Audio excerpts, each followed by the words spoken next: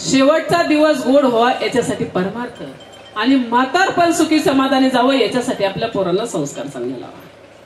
पण मुलांना संस्कार लावण्यासाठी पहिले आपल्याला पाहिजे का नाही पाहिजे? आमची आई जर 15 दिवसाला आणि महिन्याला पार्लर मध्ये असेल, आईयाकडे इष्यकडे निम्मे केस नाव्याकडे, मग बाई घराकडे, ती कशी आपल्या पोरीला सांगणार बाळा हे काम करू नकोस? आहे अधिकार? अजिबात नाही, सांगू शकत नाही. आदर्श औरत माता होण्याचा प्रयत्न करा आणि आदर्श औरत पिता होण्याचा प्रयत्न करा. पिता पिता असावा, पिता पिता, कळलं ना? अशी परिस्थिती आहे. आदर्श माता आणि आदर्श पिता असावा. कोणीतरी आपल्या लेकराला निमंत्रण देतं 10-5 किलोमीटर वरनं की जेवण करायला या, यात्रेला वगैरे कोणीतरी निमंत्रण देतं की जेवण करायला या. आपलं 15 ते 20 वर्षाचं लेकरू तिथं जातं, तास अर्धा तास पंक्तीला बसतं, एवढा तुकडा त्याच्या ताटात पडतो आणि मग निम्या रात्रीला पाय पाय घोटमळते घरी येतंय. आणि आल्याच नंतर आमची आई म्हणते ये रे बाळा झोप, आमचा बाप म्हणतो ये रे बाळा झोप. कुणी सांगायचं त्या लेकराला की घर का खाने वाला कुबेर होता है और बाहर का खाने वाला हलकट होता है? कुणी शिकवायचं? हे जर आमच्या आईला माहिती नसेल तर मुलांना सांगू शकते का? कधीच नाही. बाबांना माहिती नसेल तर मुलांना सांगू शकतात का? कधीच नाही. म्हणून पहिले आई बाबा सुधरा. सुधरा म्हणजे तुम्ही म्हणता महाराज 70च्या खाली कधीच येत नाही. सुधरा म्हणजे वजन वाढू नका, विचारांनी सुधरा, मेंदूंनी सुधरा, आचरणाने सुधरा. जर आपण असं आचरण शुद्ध असेल, विचार शुद्ध असेल, अंतःकरण निर्मळ असेल तर आपलं अनुकरण किंवा आपलं आचरण आपली मुलं करतात. आणि आपल्यासाठी आपली मुलं हे महत्वाचे आहे. त्या मुलांच्यासाठी संस्कार महत्वाचे आहेत. त्यांना जर संस्कार असतील तरच खऱ्या अर्थाने ते आईला आई म्हणतील, बाबांना बाबा म्हणतील. कारण हल्ली आज आईची जागा मम्मीने घेतली, मम्मीची जागा मम्माने घेतली, मम्माची जागा मॉमने घेतली, बाबांची जागा पप्पांनी घेतली, पप्पांची जागा डॅडीने घेतली, डॅडीची जागा डॅडने घेतली. मला सांगा, आईत जे प्रेम आहे ते मम्मीत आहे का? बाबांच्यात जे प्रेम आहे ते पप्पात आहे का? डॅडीत आहे का? सांगा ना संस्कार त्यांना, शिकवा ना. शिकवले पाहिजे का नाही पाहिजे? पहिले आपण शिकवले पाहिजे. लेकरांना जर संस्कार नाही लावले, नाही लागले तर आपली पोरं फक्त 2 व्हीलरची 4 व्हीलर कशी होईल? 2 खोल्याच्या 4 खोल्या कशा होतील? 5 लाखा सोडून 15 लाखाचं पॅकेज कसं येईल याच्या पाठीमागे लागतील. आणि तेच शिकवतोय आज आपण. आपण काय वेगळं शिकवतोय? आपली बी स्वप्न तीच आहेत. 2 खोल्याच्या 4 खोल्या, 2 व्हीलरची 4 व्हीलर, 10 लाखा सोडून 25 लाखाचं पॅकेज. याच्या पडेल आपण काय स्वप्न पाहतोय? अशी जर स्वप्न पाहिली तर रिअल परिस्थिती आणि होतंय काय वास्तव सांगते. भजन करा विठ्ठल.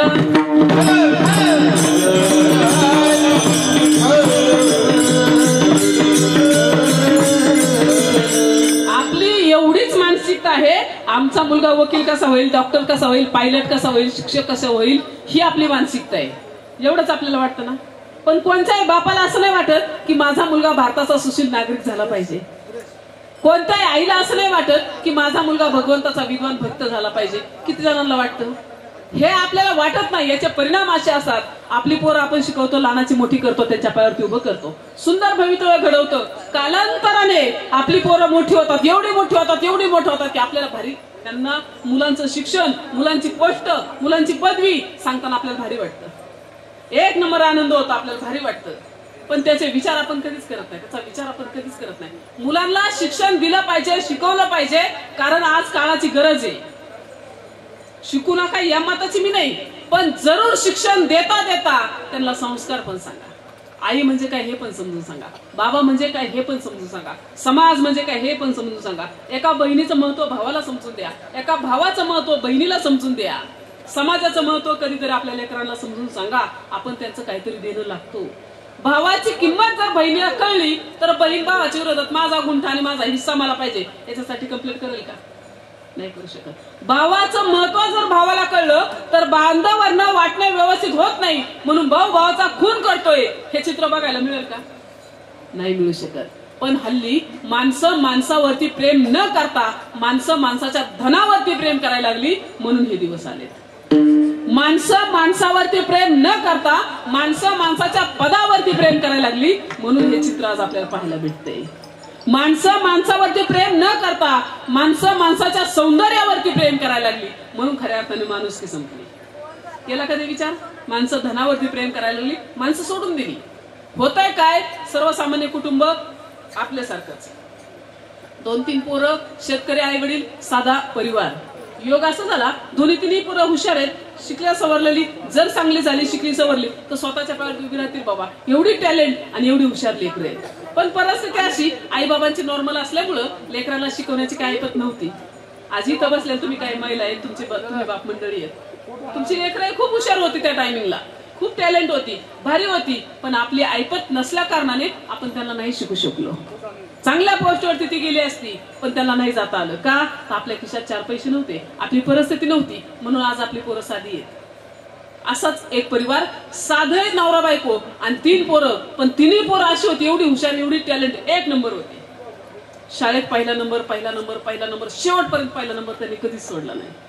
हायस्कूल, माध्यमिक, उच्च माध्यमिकच्या शाळा संपल्या, ऐपत होती तोपर्यंत शिक्षण केलं, सगळं झालं, निकाल लागला, 3 पोरांचे पहिले नंबर आले. अख्ख्या गावात चर्चा, सगळ्या परिसरात चर्चा, पोरं 1 नंबर आहे पण परिस्थिती नॉर्मल आहे, पोरं 1 नंबर आहे पण परिस्थिती नॉर्मल आहे. योग असं झाला, निकाल लागला आणि निकाल लागल्यानंतर 4-2 दिवसाने 4-2 शिक्षक घरी आले आई बाबांच्याकडे. संध्याकाळची वेळ, रानातून ही नवरा बायको आले घरी आणि हे 4-2 जण आल्यानंतर अंगणात बसाय टाकलं. ते 2-4 जण अंगणात बसले. आई बाबांनी पाणी दिलं, चहा दिला आणि बसल्या बसल्या शिक्षकांनी विचार मांडला की बाबा, तुमची 3 पोरं 1 नंबर हुशार आहेत, 1 नंबर टॅलेंट आहेत, मग असं करा ना, तुमची पोरं जरा परदेशात पाठवा. जर सुज्ञ मंडळी, शिकल्या सवरलेली मंडळी बोलतात, असं करा, तुमची पोरं परदेशात पाठवा, तुमचा काळ उजेडेल, 1 नंबर होईल, सगळं भारी होईल. बापाच्या चेहऱ्यावर थोडं हास्य आलं, अंगावरती काटा उभा राहिला, थोडं स्मित हास्य आलं आणि हास्य आल्यानंतर नकळत मुखातून वाक्य बाहेर पडलं, सर गरीबाची मस्करी कशाला करता, गरीबाची चेष्टा कशाला करता. सरांनी सांगितलं, असं नाही, आम्ही मस्करी नाही करत, आम्ही चेष्टा नाही करत, वास्तव मांडतो आहोत. खरंच तुमची पोरं शिकली सवरली, सोन्याचे दिवस येतील आणि भारी होईल. अहो सर, तुमचं म्हणणं आम्हाला पटतंय. आणि त्या बाबाच्या डोळ्यात टचकन पाणी आलं. कळतंय सगळं, मला पटतंय तुमचं म्हणणं, तुमचा विचारही मला आवडतोय, पण सगळ्या गोष्टीची सोंग आणता येतात, पैशाचं सोंग नाही आणता येत. आणि घर सोडायचं, गाव सोडायचं म्हटलं खिशात लागतो पैसा, आणि आमची ऐपत नाही, आम्ही हे काम नाही करू शकत, आमची पोरं आम्ही परदेशात नाही पाठवू शकत. तेव्हा सरांनी सांगितलं, काका तुम्ही नाही पाठवू शकत, नो प्रॉब्लेम, काय हरकत नाही, पण 4 पैसे आम्ही 4-10 जणांच्यात गोळा करतो आणि तुम्हाला मदत करतो. या लेकरांना तुम्ही खरंच शिकवा, थोडेफार तुम्ही ऍडजस्ट करा, थोडंफार आम्ही ऍडजस्ट करतो. ठीक आहे, पाहू, तुम्हाला उद्या सांगतो, जमत असेल तर थोडीफार तुम्ही आम्हाला मदत करा, आम्ही करतो काही त्यात ऍड, आणि आपण मग आमच्या मुलाला बाहेर पाठवूयात. आईबाबांनी शब्द दिला. योग असा झाला, शिक्षक लोक गावातले 4-2 जण आलेले ते निघून गेले आणि नंतर आईने स्वयंपाक केला. हे 2-3 लेकरं आणि नवरा बायको 2 जण संध्याकाळी एकत्र बसले. गरिबी अशी असते, माणसाला सगळ्या गोष्टी शिकवते. संध्याकाळी सगळेजण एकत्र बसले, भाकरी घेतली, पाणी घेतले, जेवायला सगळेजण समोर बसलेत. बसल्या बसल्या जेवण करता करता मोठा भाऊ आई बाबांना म्हणला, बाबा आपण असं करूयात, मी माझी शाळा थांबवतो, मी माझं शिक्षण थांबवतो, आपला भैया खूप हुशार आहे, आपण त्याला परदेशात पाठवू. भैया जर चांगला झाला, स्वतःच्या पायावरती उभं राहिला, तर खरंच आपले चांगले दिवस येतील. मी घरी राहतो, मी तुम्हाला मदत करतो आणि आपल्या भैयाला आपण शाळा शिकू. ठीक आहे, आईबाबांनी सांगितलं, 4-2 रुपये आपल्याकडे आहेत, थोडंफार कर्ज काढू आणि आपण त्याला बाहेर पाठवू. बाळा जाशील ना, शिकशील ना, भारी होशील ना? हो बाबा, मी 1 नंबर मिळेल, पहिला नंबर आली, 1 नंबर होईल, सगळं ओके करेल, मी जातो मी बाहेर. मोठ्या भावाने शाळा सोडली बारक्यासाठी, आई बाबांनी कर्ज काढलं बारक्यासाठी, पोराला बाहेर पाठवलं. मुलगा परदेशात गेला, पाहुण्या रावळ्यांच्यात गेल्यावर, इकडे तिकडे गेल्यावर आई बाबा मोठ्यापणाने सांगायचे, आमचा मुलगा परदेशात आहे, आमचा मुलगा परदेशात आहे, आमचा मुलगा 1 नंबर आहे, आमचा भारी पोरगा आहे, उद्योजक आहे. सांगताना स्वाभिमान वाटायचं, 1 नंबर वाटायचं, भारी वाटायचं. पण कालांतराने काही दिवस झाले गेल्याच नंतर मुलगा 1 नंबर उद्योजक झाला, सगळं भारी केलं, सगळं भारी केलं, 1 नंबर डेव्हलप केलं. पण कालांतराने तिकडचीच मुलगी पाहिली आणि लग्न लावून टाकलं. लग्न लावल्यानंतर थोडंसं वाईट वाटलं, पण चला काळाबरोबर बदललं पाहिजे या विचाराने आईबाबांनी थोडं स्वतःत बदल करून घेतला आणि केले लग्न. ठीक आहे, काही प्रॉब्लेम नाही, फक्त तू सुखी राहा आणि तू आनंदात राहा, तू मजेत राहा. सगळ्यांना सांगितलं, तेही बातमी कळली तरी काही प्रॉब्लेम नाही. कालांतराने अजून 4 वर्ष गेले आणि 4 वर्ष गेल्यानंतर आई थोडीशी आजारी पडली. आई आजारी पडल्यानंतर शेजारी डॉक्टरांच्याकडे नेलं. डॉक्टरांनी सांगितलं थोडं पुढे जाऊ द्या.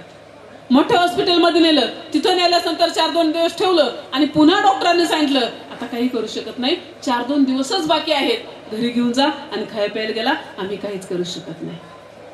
हे वाक्य एका नवऱ्याच्या कानावरती पडलं, एका मोठ्या मुलाच्या कानावरती पडलं आणि दोघांच्या पायाखालची जमीन बाजूला सरकली, अंगावरती काटा उभा राहिला आणि डोळ्यात टचकन अश्रूंच्या धारा लागल्या. जी बायको आपल्या सोबत सप्तपदी चालून आली, जिने आपल्या आनंदात आनंद मानला, आपल्या दुःखात दुःख मानलं, जिने आपल्याला सर्वस्व मानलं, जी आयुष्यभर आपल्यासाठी जगली, ती आपल्या आयुष्याची अर्धांगिनी, आपली सहचारिणी आपल्याला सोडून जाते की काय, क्षणभर हा विचार त्या नवऱ्याच्या मनात आला. विलाज नव्हता, घरी आणलं. पोरालाही वाटलं आपली आई आपल्याला सोडून जाते की काय, त्यालाही खूप वाईट वाटलं, खूप दुःख झालं. पण काही गोष्टी अशा आहेत की त्या फक्त भगवंताच्या हातात आहेत. आपल्याकडे सगळं काही असू द्या, आपण काहीही करू शकत नाही, आपण फक्त साक्षी असतो. त्याप्रमाणे मुलाला माहिती होतं सगळं. विलाज नव्हता, त्याच्या डोळ्यातून खळखळ खळखळ अश्रूंच्या धारा लागल्या. पण डॉक्टरांनी सांगितलं की घरी घेऊन जावा, 4-2 दिवस सेवा करा. घरी आणलं आणि घरी आणल्याच नंतर आईच्या मुखातून वारंवार वारंवार एकच वाक्य येत होतं, अरे बाळा आपला भैया येतोय का बघ ना, मला त्याची खूप आठवण येते. आपला भैया येतोय का बघ ना, मला त्याची खूप आठवण येते. मला बरं नाही वाटत, मला त्याला बोलावंच वाटतंय, मला त्याला पाहावंच वाटतंय. एक आईचं अंतःकरण. मोठ्या भावाने फोन केला बारक्या भावाला, बाळा आपली आई खूप आजारी आहे आणि तुझी आठवण काढते, तू येऊन जा ना एकदा, तुझी आठवण काढते, आई खूप आजारी, एकदा येऊन जा ना. परदेशातल्या पोराने सांगितलं, दादा 8-10 दिवस मी नाही येऊ शकत, मला वेळ नाही, मला सवड नाही. हे बाजूला जाऊन बोलणारा एक भाऊ भावासोबत बोलताना हे वाक्य भावाच्या कानावरती पडलं, मी 10 दिवस नाही येऊ शकत, मला नाही सवड, मला नाही येता येणार. हे भावाने ऐकलं आणि डोळ्यातून खळखळ खळखळ अश्रूंच्या धारा लागल्या. तिकडं डोळ्यातले अश्रू पुसले आणि पुन्हा येऊन आईच्या उशाला बसला. तेव्हा आईने विचारलं, काय सांगितलं बाळाने, काय म्हणतोय, येतोय का, मला खूप आठवण होते. हो आई, तो म्हणतो मी उद्याच्याला येतो. आई मी 2 दिवसात येतो. खोटं बोललं पोरग. साधी चौकटीतून सावली जरी आत पडली ना तरी आईला वाटायचं माझं लेकरू आलं काय नो, माझं लेकरू मला भेटतंय काय नो, माझ्या लेकराचा आवाज येतोय काय नो. आईचा आवाज खोल खोल खोल खोल चाललेला, दृष्टी कमी कमी होत चाललेली, माझं लेकरू आलं काय नो, एवढी आतुरतेने आई त्या लेकराची वाट पाहत होती. आणि पुन्हा आईने विचारलं, बघ ना येतोय का, फोन कर ना त्याला, कुठची काल आहे, मला खूप आठवण येते, तर माझं काही खरं नाही वाटत, बघ ना एकदा, लाव ना फोन, मला ऐकू दे त्याचा आवाज. मोठ्या भावाने पुन्हा बारक्या भावाला फोन लावला आणि सांगितलं, बाळा आई शेवटच्या घटिका मोजती, आता तरी येऊन जातो, आता तरी येतोस का. तेव्हा परदेशात राहणारा मुलगा मोठ्या भावाला पुन्हा सांगितलं, दादा आईचा अंतिमविधी कार्यक्रम वगैरे तू उरकून टाक, बाबांच्या कार्यक्रमाचं मी पाहतो. हे वाक्य भावाच्या कानावरती पडलं, हातातला मोबाईल जागच्या जागी कळून पडला आणि पोरग धाय मोकळून ढसा रडू लागलं. मला सांगायचं तात्पर्य, माणसाने 2 व्हीलरची 4 व्हीलर गेली किंवा 4 पैसे कमावले म्हणजे माणूस श्रेष्ठ नाही झाला. आईचं महत्व समजलं नाही, बाबांचं महत्व समजलं नाही, भावाचं महत्व समजलं नाही, बहिणीचं महत्व समजलं नाही. तुमच्या संपत्तीचा उपयोग काय, तुमच्या पदाचा उपयोग काय, समाधान काय. आज खऱ्या अर्थाने गवळी परवारीतले एक मातोश्री गेलेले आहेत. दोघंही भाऊ आहेत, रमेश भाऊ आहेत, त्यांच्या भगिनी आहेत, खऱ्या अर्थाने दीपाली वैशालीताई आहेत आणि सुरेश भाऊ आहेत. आज एवढा मोठा कार्यक्रम आहे, तुम्ही प्रेमाची सगळी मंडळी आलेली आहेत, 1 नंबर सगळं नियोजन केलेलं आहे. दोन्ही भावंड आहेत, त्यांची बहीणही आज इथं हजर आहे, त्यांचा परिवारही सगळा आहे, प्रेमाची सगळी माणसं आहेत. पण एवढ्या गर्दीत आज त्यांची आई त्यांना नाही भेटणार, त्यांची आई त्यांना नाही दिसणार. भावानी काही करू द्या बहिणीसाठी, पण बहीण जर कधी काळी माहेराला आली ना, भाऊजांनी गुलाबजामचं जेवण करू द्या, भावानी 1 नंबर साडी आणू द्या, पण आपल्या ताटाच्या शेजारी आपल्या आईचं ताट नसेल तर त्या बहिणीला जेवण गोड नाही लागत. दीपावलीचा सण असू द्या, यात्रेचा सण असू द्या, लग्न कार्य असू द्या, काही असू द्या, तीनही भावंड एकत्र येतील, एका ताटात जेवण करतील, पण त्यांची आई आज या विश्वात नाही, त्यांचा बाप आज या जगात नाही. काहीही तुम्ही केलं तर तुमची आई तुमच्यासोबत नाही, तुमचे बाबा तुमच्यासोबत नाही, तुमची बहीण तुमच्यासोबत नाही, तुमच्या सुखाला तुमच्या आनंदाला 0 किंमत आहे. ज्याची आई आज या विश्वात नाही त्याला जाऊन विचार आई म्हणजे काय. ज्यांचे बाबा या जगात नाही कधीतरी त्यांच्यापाशी बसा, त्यांना विचारा बाप म्हणजे काय. ज्यांची आई आहे त्यांना कधीच आईचं महत्व कळत नाही, ज्यांचा बाप आहे त्यांना कधीच बापाची किंमत कळत नाही. आमच्या महिला भगिनीला माहिती आहे, आपण जर माहेरी जायचं कधी ठरवलं आणि कधी काळी जर माहेराला गेलो ना, किती बी मळक्या साडीतली आपल्या आई असू द्या, किती बी साधी आपल्या आई असू द्या, साधं घर असू द्या, पण रस्त्यावरती 4 भऱ्या सकाळपासून येते आणि माझी लेक यायची म्हणून वाट पाहते. ती आई असते, मळक्या कपड्यातला बाप असतो, 3 गुंड्याचा शर्ट असतो आणि शर्टाच्या आतमध्ये कोपरी असते, त्या कोपरीच्या आतमध्ये एक खिसा असतो आणि त्या खिशात जुनी झालेली 100 रुपयाची नोट असते. रोज तो बाप 100 रुपयाची नोट खाली सरकून ठेवतो, रोज सरकून ठेवतो, कपडे बदलतो, पुन्हा ह्या खिशातली नोट त्या खिशात ठेवतो. पण किती दिवस, महिना, 2 महिने, 4 महिने, 6 महिने जपून ठेवतो. पण ती खिशातली 100 रुपयाची नोट जेव्हा आपली पोरगी माहेराला येते आणि पोरीच्या बोटाला धरून छोटं चालतं का, त्या खिशातली नोट निघते आणि त्या छोट्याच्या हातात तो बाप अशी देऊन टाकतो. एवढं जगाच्या पाठीवरती दुनियेच्या बाजारात प्रेम करणारे एकच व्यक्तिमत्व आहे, ते म्हणजे आपले बाबा. आणि एवढंच प्रेम जर कोणी करत असेल ना, तर पृथ्वीपेक्षा श्रेष्ठ असणारी माता आणि स्वर्गापेक्षा उंच असणार पिता, या आई बाबांना कधी कमी लेखू नका. कसाही असू द्या, तो आमचा बाप आहे. कशी असू द्या, ती आमची आई आहे. कसाही मळक्या कपड्यातला असू द्या, साध्या कपड्यातला असू द्या, अनपड असू द्या, तो आमचा भाऊ आहे, ती आमची बहीण आहे. ही नाती थोडीशी सांभाळा. आज पैशासाठी माणसांची नाती तोडल्यात. माणसं माणसांशी बोलत नाही, बहिणी बहिणीचं प्रेम नाही राहिलं, भावाभावांचं प्रेम नाही राहिलं, महिलेखाचं प्रेम नाही राहिलं. कुठं राहिली आपुलकी, प्रेम, माणुसकी संपून गेली. ही नाती सांभाळा. इहलोकीचा व्यवहार जगताना, इहलोकी जीवन जगताना सगळं काही असेल, पण प्रेमाची थाप टाकणारा आपल्यासोबत आपला बाप नसेल, आपला भाऊ नसेल, आपली आई नसेल, आपले मित्र नसतील, तर तुमच्या आनंदाला काडीची किंमत नाही. ही नाती सांभाळा. इथं सुखी आणि समाधानी राहण्यासाठी या गोष्टी लागतात आणि भगवंताकडे जाण्यासाठी भगवंताचं ध्यान लागतं, भगवंताचं भजन लागतं आणि शास्त्र शुद्ध परमार्थ लागतो. दिखावपणाचा परमार्थ चालत नाही, तिकडे त्या गोष्टी चालतात. म्हणून आता ज्यांनी हात सोबत आणले त्यांनी जाऊन चाट करा. सगळ्यांनी, पाठीमागे बसलेली मंडळी सुद्धा, सगळ्यांनी उंच हात करा आणि त्या भगवंताचं भजन करा.